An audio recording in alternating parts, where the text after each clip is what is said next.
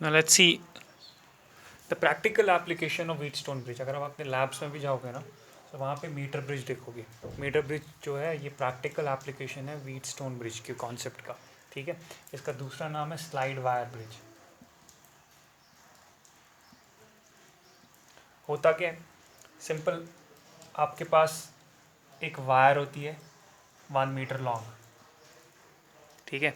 Wire जो है ये या तो कॉन्स्टेंटिन की होगी, मैंगनी एलॉय की होती है. रीज़न बीइंग कि एलॉय के थ्रू जब करंट पास होती है, सो करंट पास होने की वजह से इसका टेम्परेचर चेंज हो जाएगा. बट एलॉय में जब टेम्परेचर चेंज हो जाता है सो रेजिस्टेंस के वैल्यू में ज़्यादा फ़र्क नहीं आती है. ठीक है. ये जो इस वायर की रेजिस्टेंस होगी, टेम्परेचर चेंज होने की वजह से इस रेजिस्टेंस पर कोई उतना ज़्यादा असर नहीं पड़ता. हमने पिछले भी देखा था कि एलॉयज़ में रेजिस्टेंस चेंज नहीं होती है to a considerable amount once you change the temperature. So इसीलिए हम एलॉय दिस मीटर ब्रिज में ये देखो ये सवाल पूछते हैं आपके 12th के जो इसमें होते हैं ना वाइवा वगैरह में, उसमें पूछते हैं आपको कि हम क्यों यहाँ पे क्यों नहीं मेटल वायर यूज़ कर रहे हैं, हम क्यों यहाँ पे किसी एलॉय को यूज़ कर रहे हैं, हम सिंपल कॉपर क्यों नहीं रख सकते, एल्यूमिनियम क्यों नहीं रख सकते, हमने क्यों यहाँ पे कॉन्स्टेंटिन या मैंगनीज एक एलॉय को यूज़ किया. सो जो आंसर होता है वो ये होता है, वो देखते हैं आपके प्योर कॉन्सेप्ट है कि नहीं. वो ये है कि क्योंकि जब आप करंट पास करते हो रेजिस्टेंस चेंज हो जाएगी, वहाँ टेम्परेचर चेंज हो गया, बट एलॉय में रेजिस्टेंस उतनी चेंज नहीं हो जाती है, इसलिए हमारे एक्सपेरिमेंटल वैल्यूज़ जो है वो वैरी नहीं होते. So this is the reason. Now we have wire, the length of the wire is 1 metre, और ये हमने कॉपर स्ट्रिप पे इसको पिन किया होता है. सो this is the copper strip.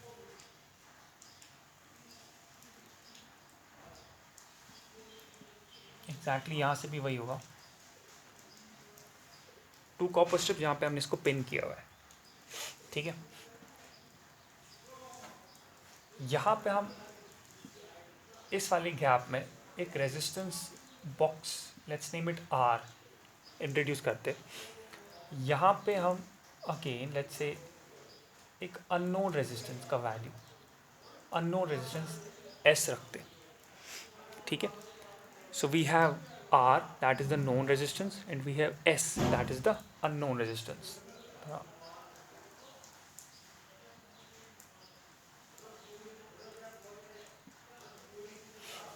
जैसे व्हीटस्टोन ब्रिज में होता था. Okay. Again we do one thing, इधर से हम एक वायर लेते हैं और उसको गैल्वेनोमीटर के साथ जोड़ते हैं. फर्दर हम इस वायर को एक जॉकी के साथ जोड़ते हैं. What is a jockey? अगर आपने लैब में देखा होगा, जॉकी इज़ अ डिवाइस जिसको आप मूव कर सकते हो अपनी इस वायर पर. फिर आपको फॉर एग्जांपल इस पर्टिकुलर पॉइंट पर जॉकी कनेक्ट करना है. सो जॉकी को इधर पे मूव कर दिया और वहाँ पे इसको क्लैप कर दिया. सो जॉकी इस वायर के साथ वहाँ पे कनेक्ट हो जाएगा, अटैच हो जाएगा. जॉकी का काम होता है कि आप इस वायर को गैल्वेनोमीटर के साथ जो अटैच्ड है, इसको कहीं पे भी हमारी इस मीटर लाइन, वो जो 1 मीटर की जो वायर है ना कॉन्स्टेंटिन की, कहीं पर भी इसको मूव करा सकते हो. यहाँ नहीं तो यहाँ पे भी इसको क्लैम्प कर सकते हो, कहीं पे भी मूव करवा सकते हो. जॉकी का यही काम होता है. ठीक है. क्लियर हो गया? So how does this function as a Wheatstone bridge?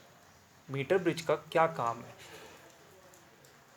Let's assume कि यहाँ पे एक 1 मीटर की स्केल है. सो ये स्केल है हमारे पास 1 मीटर की. 1 metre is 100 centimetre. So this is 0, this is 100 centimetres.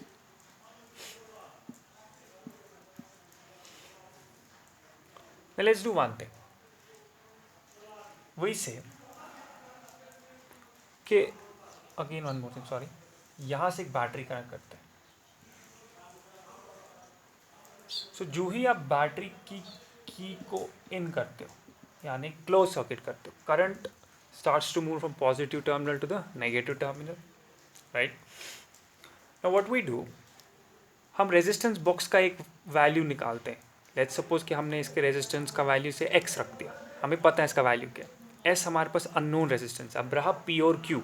देखो वो कैसे निकलता है. आप जॉकी को ऐसे चलाते हो इस वायर पर, ये जो 1 मीटर की वायर है कांस्टेंट इनकी, ऐसे चलाते हो सच दैट कि एक पॉइंट आता है जहाँ पे गैल्वेनोमीटर 0 रीडिंग दिखा रहा है. जहाँ पे गैल्वेनोमीटर 0 रीडिंग दिखाएगा वहीं पे क्लैंप कर दो. लेट्स अज्यूम कि वो ये पॉइंट है जहाँ पे हमने इसको क्लैम्प कर दिया। इस पॉइंट पर क्या हुआ, IG 0 हो गया, गैल्वेनोमीटर से कोई करंट नहीं चल रहा, यानी ये जो बीच का ब्रिज लाइन है ना ये वाली, ये बैलेंस हो गई, यहाँ से कोई करंट नहीं अब जा रही है। और जो ये डिस्टेंस है ना जहाँ पे हमने क्लैम्प कर दिया, let's assume that distance is L। So further ये वाली जो डिस्टेंस बाकी बच गई ये कितनी होगी, 100 माइनस L, 100 टोटल है। जो L लेंथ है ना इसको हम अज्यूम करते हैं ये हमारे पास P रेजिस्टेंस है, और जो 100 माइनस L है ना इसको हम अज्यूम करते हैं हमारे पास Q रेजिस्टेंस है। अब मैंने अभी कहा इस वायर की अपनी कोई रेजिस्टेंस होगी, लेट्स से कि जो स्मॉल r है दैट इज द रेजिस्टेंस पर सेंटीमीटर ऑफ दिस वायर। पर सेंटीमीटर में कितनी रेजिस्टेंस होगी इस वायर की, दैट इज स्मॉल r। अच्छा, सो इस स्मॉल l में कितनी रेजिस्टेंस होगी, अगर 1 सेंटीमीटर में r रेजिस्टेंस है, l जो सेंटीमीटर्स हमने लिए हैं इसमें कितनी रेजिस्टेंस होगी, तो जो रेजिस्टेंस हम डिपिक्ट करें P से वो होगी L टाइम्स R। सिमिलरली इस 100 माइनस L में कितनी रेजिस्टेंस होगी जो हम डिपिक्ट करें Q से, so that will be 100 minus L multiplied by R, right. So हमारे पास P भी है, Q भी है, ब्रिज भी बैलेंस्ड है, will use our equation that is P by Q is equal to R by S। So will से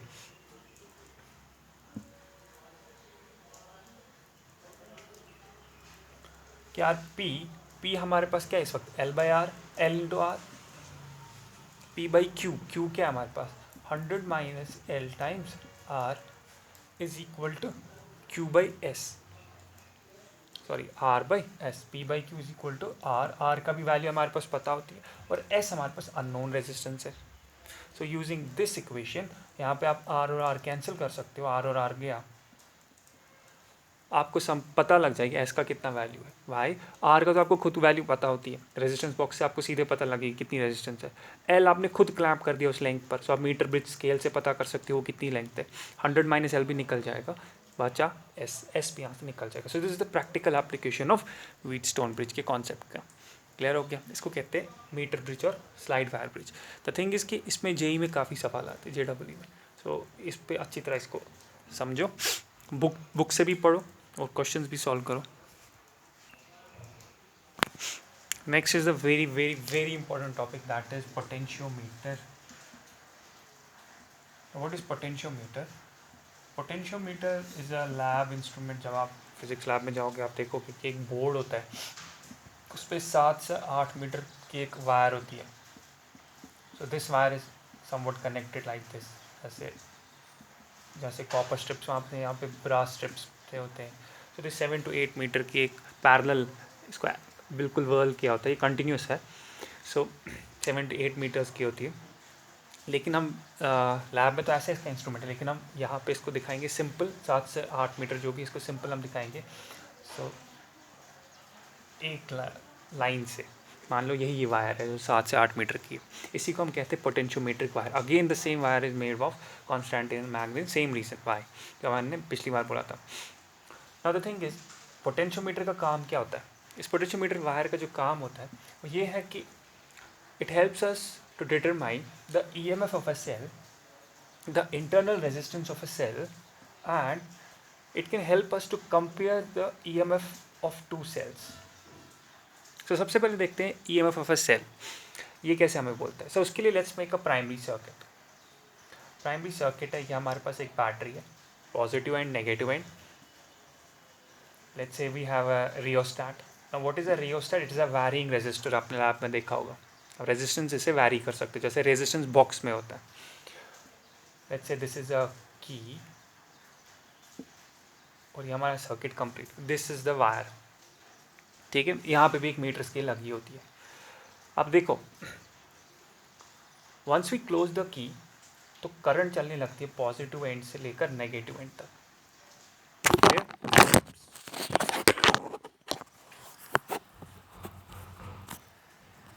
okay, विनुला सा, एनीवे, पॉजिटिव एंड से करंट जाती है नेगेटिव एंड तक, ठीक है। सिंपल हमारा प्राइमरी सर्किट है, इसको हम कहते हैं प्राइमरी बैटरी या ऑक्सिलरी बैटरी भी इसको कहते हैं। This is auxiliary battery. मैं सबसे पहला स्टेप होता है, अगर मैं आपको बोलूँ कि इसमें करंट कितनी चल रही है, सो विल से जो करंट इसमें चल रही है that is equal to total EMF कितना है सेल का, let's say E divided by इस पूरे सर्किट में रेजिस्टेंस कितनी है, लेट्स से एक तो ये रेजिस्टेंस है आर एच, और इस पोटेंशियोमीटर वायर की अपनी रेजिस्टेंस जो होगी let's say that is are, और अगर इस ईएमएफ बैटरी की इंटरनल रेजिस्टेंस भी वहाँ से दी तो वो भी ऐड कर लेंगे। सेकेंड हमें बोलना है कि ये जो पोटेंशियोमीटर वायर है ए और बी, इसके अक्रॉस पोटेंशियल डिफरेंस कितना होगा। सो इसके अक्रॉस पोटेंशियल डिफरेंस कितना होगा, simple Ohm's law I times R. Clear हो गया। जो हमारा पहला काम इसमें होता है वो होता है हमें निकालना होता है इसमें पोटेंशियल ग्रेडियंट के, this is potential gradient, potential gradient ये निकालना होता है, ये किसके बराबर होता है। ग्रेडियंट का मतलब चेंज होना, किसका चेंज होना, पोटेंशियल का। देखो मैं कहता हूँ ए से बी तक जो पोटेंशियल ड्रॉप आ रहा है ना, या पोटेंशियल डिफरेंस है ना, वो कितना है वी। अगर आप ए से आगे आगे चलोगे सो ये पोटेंशियल ड्रॉप भी कम कम होता जाएगा। तो potential drop per unit length, potential drop आप कितना आगे यूनिट लेंथ आगे जा रहे हो, कितना पोटेंशियल ड्रॉप आ रहा है, उसी को कहते हैं potential gradient of potentiometric wire. इस वायर का जो के है उसका मतलब होता है कि आपका पोटेंशियल कितना डिक्रीज हो रहा है पर यूनिट लेंथ चलने से, उसी को कहते हैं इसका पोटेंशियोमेट्रिक ग्रेडियंट कितना होगा। तो वो हमें निकल गया वी बाई एल, वी हमने ऊपर से निकाला, एल हो गई इसकी यूनिट लेंथ कितनी है, तो एल मतलब लेंथ कितनी है, डिवाइड कर दो तो आपको पोटेंशियल ग्रेडियंट मिल जाएगा, यानी पर यूनिट लेंथ चलने में आपको कितना पोटेंशियल ड्रॉप आता है। क्लियर हो गया, ठीक है। लेट्स सपोज आपको किसी वायर का पोटेंशियल ग्रेडियंट 1 वोल्ट है,